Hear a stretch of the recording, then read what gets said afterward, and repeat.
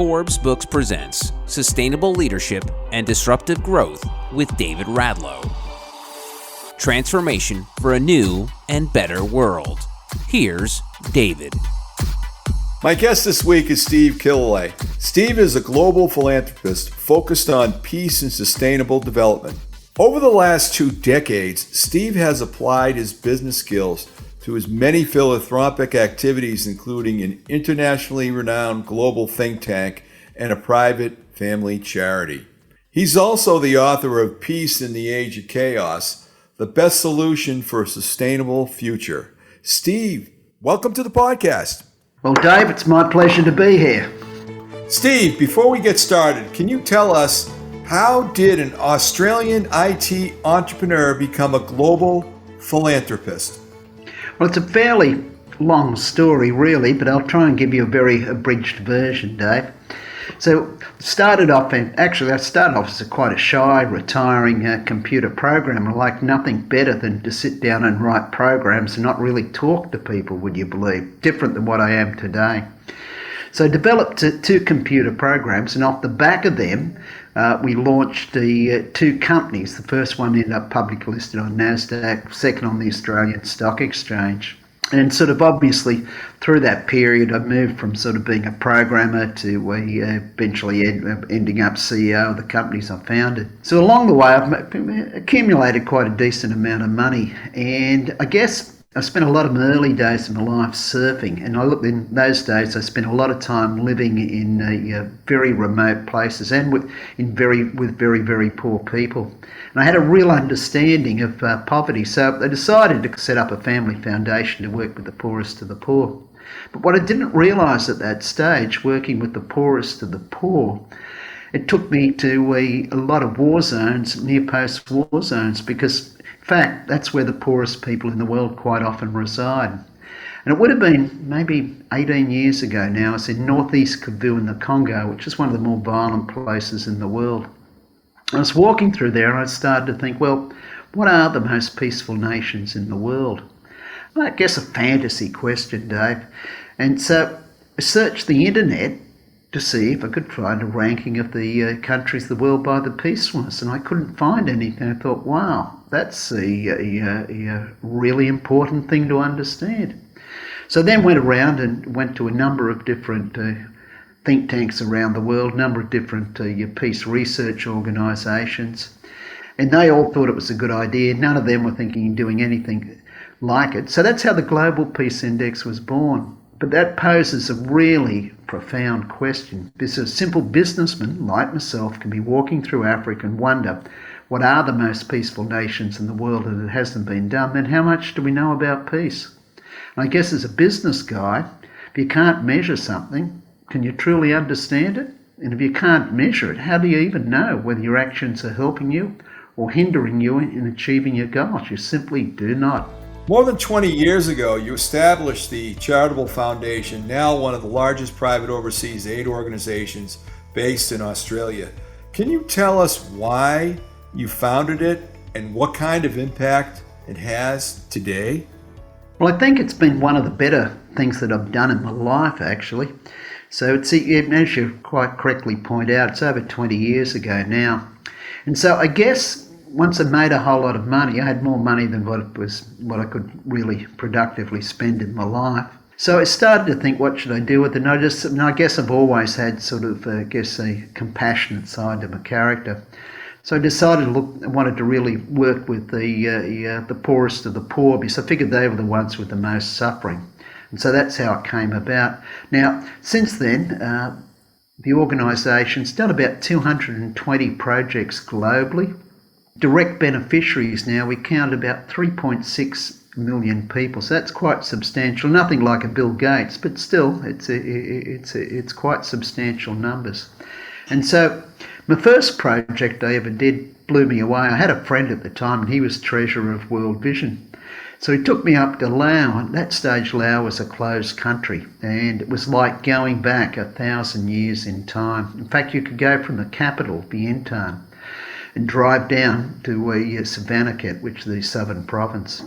And as you drove along the road, and it's an 8-hour journey, you would not see one house with a glass window in it. That's how far back it was in time. And so we did some water projects there, and like this was simply putting wells in, and there were no wells within any of the villages. It was quite remarkable. And so we provided, I think it was clean water for about 12,000 people. And what happened was that it reduced the death rate for children under 5 from 18% to 12%. At that stage, that was some of the highest death rates in the world. You don't find anything like that anymore. And knocked out about 1/3 of all waterborne disease. And I was hooked. And it cost less than $20 a head to do. I came back to that same area 2 years later, and I was met with a lot of the government officials in the area, district government officials, and they put on a lunch for me, and they said, the area where you put the water in, we didn't have a cholera outbreak, but in the 2 surrounding districts for the last 2 years we've had cholera. And again, it just drove home, for small amounts of money you can actually turn people's lives around.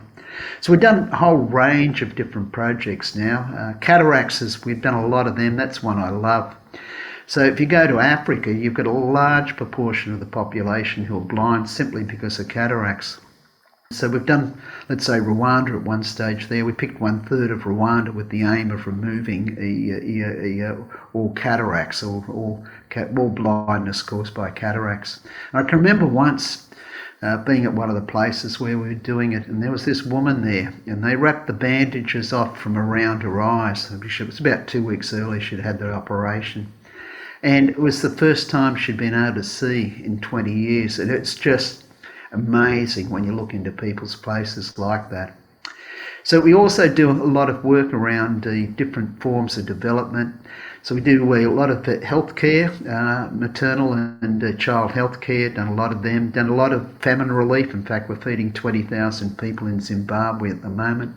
So famine relief, they're strong on them. We've done microeconomic development projects in many different parts, a lot of them water-based, and then the produce which you produce out of the water, from the produce which you produce from the food which you get from the water, and then sort of creating small canning factories and stuff around them. There'd be some other examples of projects we've done. Funded schools in Myanmar, some great schools are funded there. One particularly run by a monk, which provides free education for 10,000 kids in Mandalay. Turned up there one time, and there's these 400 kids in the school, all in monks' robes. And I said, gee, where did they come from? He says, well, one of my friends asked me if I could look after 400 kids from Karen State. He says, because there's a civil war going on up there. And he says, the kids either get pressed into the civil militias fighting the Myanmar government, or they get pressed into the government forces. He says, but they never get any education. So I said, yes, I can take the kids. And I had obviously education. I had some basic rooms I could put them in, but I had no money to feed them. So what I did is took them in as novice monks. That way they could walk around with their begging bowls in the morning to collect food, which is the custom within Myanmar. So they're just a couple of the different things we've done over the years. That's a tremendous impact. Many people have hopes for world peace, and you were the creator of the Global Peace Index. It's a quantitative measurement of global peacefulness. How is it measured, and how does the conflict in Ukraine affect the GPI regionally, internationally? Please go ahead and kindly reflect as well on secondary factors such as the rise of the cost of fuel, foodstuffs, and shortages in the worldwide as a whole. So the Global Peace Index consists of 3 different domains, and those domains are ongoing conflict, militarisation, and internal safety and security. So the first 2 domains are fairly self-evident, but the internal safety and security covers things like the levels of homicide, violent crime, number of police, number of people incarcerated, access to small weapons, a political terror scale, that's the government's terror on its citizens, if you like, and a range of other measures as well. And so we've got 23 indicators altogether, and the 3 domains you can measure separately, or you bring together to create the index. So the composite index is the Global Peace Index. And so there's different weighings for each of the different indicators. Each of those indicators, the weighings are really determined by the impacts. Anything which causes a death has the highest measure, and probably the lowest measure would be the perceptions of criminality within a society, which we get from one of the Gallup surveys which they do worldwide. And so that's the construction and what brings the index together. And as you start to look at the results, it gets quite fascinating in many, many different ways. So, for example, if we go back over, let's say, the last since 2008 and the founding of the Global Peace Index, global peacefulness has deteriorated by 3%. In fact, of the 14 years, it's deteriorated 11 of those years, just to give it in perspective. But the deteriorations in most years are very, very small. But even with global peace having deteriorated by 3%, if we look at the number of countries which improved, they're more than the number of countries which deteriorated. And what we can see from that is it's much easier to fall in peace than it is to improve peace. So peace improves gradually over time. Now, as we're sitting here today, we've just completed this year's Global Peace Index, and it's still to be released, so I won't go into the full details of the findings. But we find things such as the political terror scale, political instability, and one or two other indicators as well, and now at the worst levels since 2008. And that's of concern, particularly when we start to look at the global situation today. So we've got rising inflation. GDP for the next couple of years is going to be depressed, if not negative, for many countries. Servicing of debt is getting harder, and we've got the knock-on effects from lockdowns in China with their COVID lockdowns, which is depressing their economy and causing all sorts of issues with supply chains. So we'd expect these indicators to become worse over the next couple of years. And so on top of that now, you've also got the Ukraine conflict going on as well. And so if we look at the Ukraine conflict, it's obviously, when we look at it sort of for this year, the Ukraine's going to have the largest drop of any country in the world. The Russia and Eurasia region will have the biggest drop, and Russia's right down at the very, very bottom of the Global Peace Index now. Maybe not quite as bad as countries like Afghanistan or Syria, but very, very close to it. So now let's have a look at what effect the Ukraine's war's likely to have on a whole range of things going forward. So obviously we've got the Global Peace Index. So you're going to see the relations with neighbouring states fall off for a whole range of European countries. A lot of those countries now are going to increase their military expenditure as a percentage of GDP, or just increase their military expenditure flat. That, if we look at it and the members of NATO decide to reach the 2% target, which NATO recommends, that increase spending with NATO members by 7% on their military over the next couple of years. That's quite substantial. That'll come around and have an impact on the Global Peace Index as well. We can also see that fuel prices are increasing. We can see that in relationship, let's say, with gas and with oil, because Russia's been a big exporter of them. The sanctions on them are impacting there. We can also see it with food prices.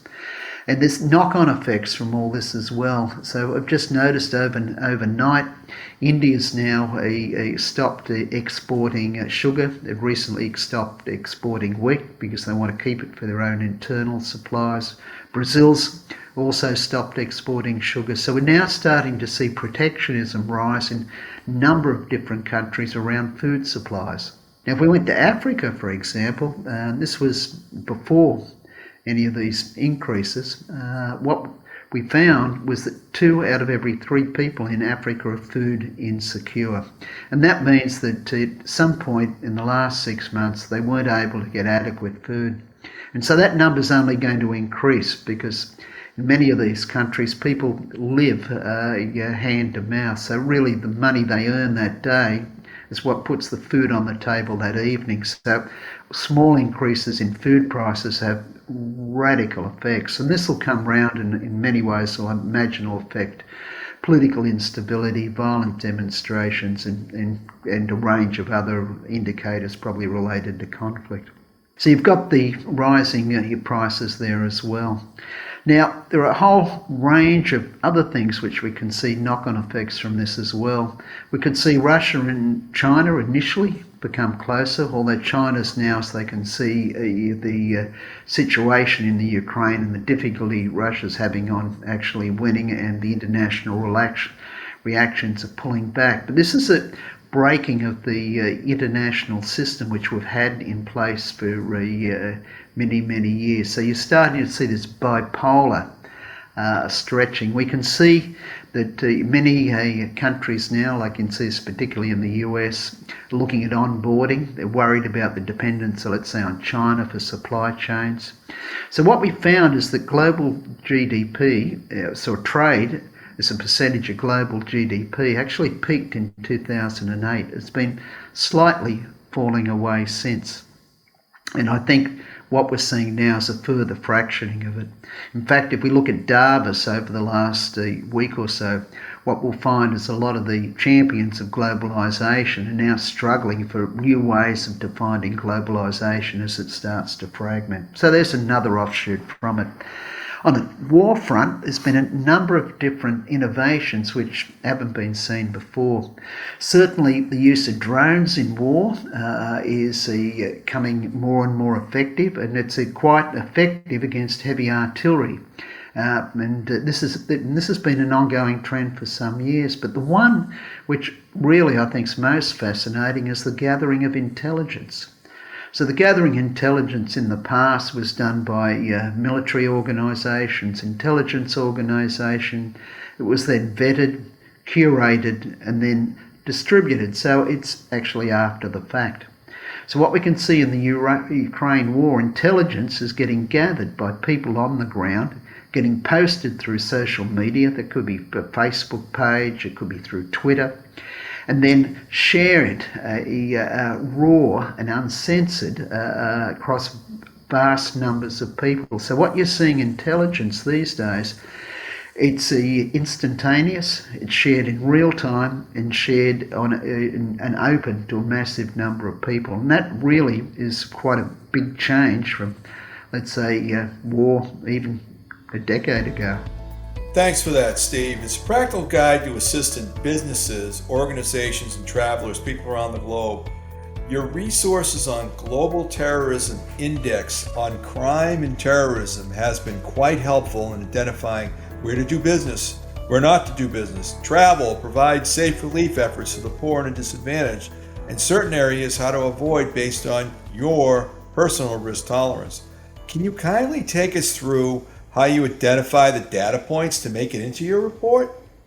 Yeah, so what we do is we look at terrorist incidences, and so we look at one is the number of incidences, the number of deaths caused by those incidences. We also look at the number of injuries, and we also track kidnappings as well, and put them into the terrorism index. Now, we only do non-state actors, so we don't actually look at state actors in terms of terrorism. So there's another measure which we use in other reports called a political terror scale.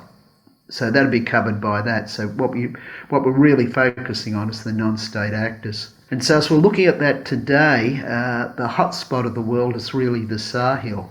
But in many ways, terrorism has improved dramatically over time. And in fact, this year, what we've noticed is that the number of terrorist deaths are down, but the total impact of terrorism is the best it's been since 2008. And a lot of that's on the back of less terrorism attacks in Syria, Iraq, the winding down of those wars, the Islamic State and the loss of its territory. But so it's lost territory and has not got territory in places like Syria and Iraq anymore. There's been a swing over to the Sahel. So we can see a number of terrorist organisations emerging in the Sahel.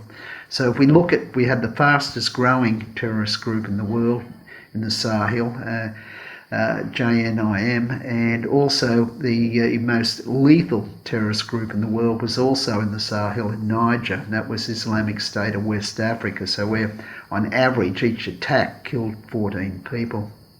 So you've got these changing dynamics at the moment going on with terrorism. If we could be kind enough to drill down into a practical example of where certain areas of a country are moderately safe and certain areas are exceedingly dangerous for crime, opportunistic kidnapping, and terrorism. For example, let's examine your review of the Philippines, backed by your report in British and U.S. State Department advisories, where certain regions have moderate and extreme threats. Is it common or not common in these instances to have kidnapping in, quote, safe areas and be taken to other areas? What's your assessment? Yeah, well, I think all this gets very, very complicated. Obviously, the Philippines, if you went down to Mindanao in the south, or you went up north, you've got a number of groups up there which are aimed at sort of trying to secede from the Philippines. So some of these areas are very, very dangerous, and you would not want to be going there unless you were sort of accompanied by people who really knew what they were doing. Now, if you went to the capital of, let's say, Manila, for example, you're not going to face Islamic threats or anything like that, but there's high levels of violent crime, so you'd have to be really worried about violent crime. And so your chances of being kidnapped there are probably not as high, but you're highly likely, if you weren't careful, suffer from violent crime. So I think you've really got to look at each of the individual situations and where you're going. Whereas if you went into other parts of rural Philippines, you're probably pretty safe if you're in a small village there, particularly if you know the locals. So one of the things I always do, I always check fairly carefully the local conditions. I also do that by talking to locals, and when I'm going somewhere, I'm always accompanied by locals as well, and then I try and get the right level of protection. So, for example, like I was up in Garissa in northern Kenya some years back, and we were heading up to the Somali border to look at a project we're doing up there, and we're right up on the Somali border. And so in that instance, there were two cars, and we had four armed guards, two in each car, which were accompanying us in case we ran into the wrong people. And so that's a high level of protection. Now, in other situations, if I'm going to go out, let's say go out to a restaurant, or go out and maybe have a drink in a bar, I wouldn't do it unless I go with the locals I'm working with, because they'll know where it's safe and where it's not safe. And so generally it comes back, you've really got to be it comes back to just being sensible in these places.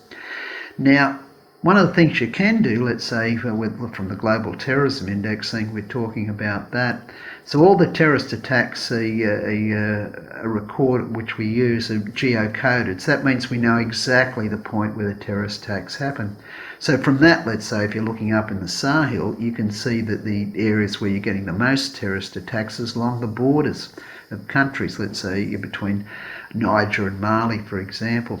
And what that highlights then is, well, if you're going up there, it's from perspective of terrorism or kidnapping, it's really dangerous. But if you're sticking in the capital, where there's a lot of troops and a high security presence, then it's probably not so dangerous. But again, there will be violent crime. What's the best way to travel to these areas if you're maybe a prime target? Be vigilant, hire former special forces for security, have locals around you, or all of the above? Yes, I think, look, it's really situational dependent. If you're going somewhere, you want to go. I was playing golf with someone recently, and they're saying, oh, yeah, look, one of our friends is heading off overseas. They're going to Cancun for a holiday because they saw something on television. They watched a television show which made it look, or television series which made it look really good. And I turned around and said, well, do you realise 6 of the 10 cities in the world with the highest homicide rate in Mexico. And I think Cancun's one of them. And so that's fine if the people stay inside a nice resort there, which they saw on this television show. But if they start wandering out, going to bars and trying to have a bit of fun and mix with the locals, then that could get highly, highly dangerous. So again, it comes back, I think, a lot of it to common sense. I think there's common sense. A lot of people travel in really quite unsafe places and are safe.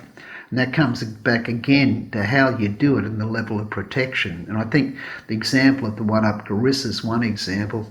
We worked in northern Uganda at one stage on a project on the rehabilitation of child soldiers. And so that was the Lord's Resistance Army, which really is worse than Islamic State, worst group I've ever come across. So working up there, and so when we're flying in there, you'd be in light planes, and so normally, a light plane comes in and it comes down, it comes in at an even angle and lands. So we'd start at about 10,000 feet, and then just do really tight circles till we landed. And the reason for that is so there are any LRA militias out there that they couldn't take the plane out with a rocket. So there are other examples of just things you have to do to stay safe. But if we thought there was a high chance or even a reasonably low chance of getting taken out with a rocket doing that kind of manoeuvre, we wouldn't do it. So again, sort of this, I'm using that as an example because that's a high, I want to use the word high risk, but it's not quite right. It's a high alert situation. So I think really people are just really got to be sensible wherever they go. And I think for the average person, if they're going somewhere, look up the advice which is given by your various governments, foreign policy departments, and sort of like there'd be US State Department in the US, for example. Check that out, and then really if you're going to make sure the accommodation you're staying in is sensible, and then just be careful with what you do. Thanks for sharing that. Well, hang on, Steve. We have to take a break. But coming up in the second part of my conversation with global philanthropist Steve Killelea, the author of Peace in the Age of Chaos, Steve talks about his own legacy. Well, I guess I don't really think too much about my personal legacy because, let's face it, when you're dead, you're dead. What I do want is I hope that the output of the activities of my life have some positive impact on life. To connect with David, go to davidradlow.com. David's book set, The Principles of Cartel Disruption and Secret Stories of Leadership, Growth, and Innovation, are available wherever books are sold. This has been Sustainable Leadership and Disruptive Growth with David Radlow, a presentation of Forbes Books.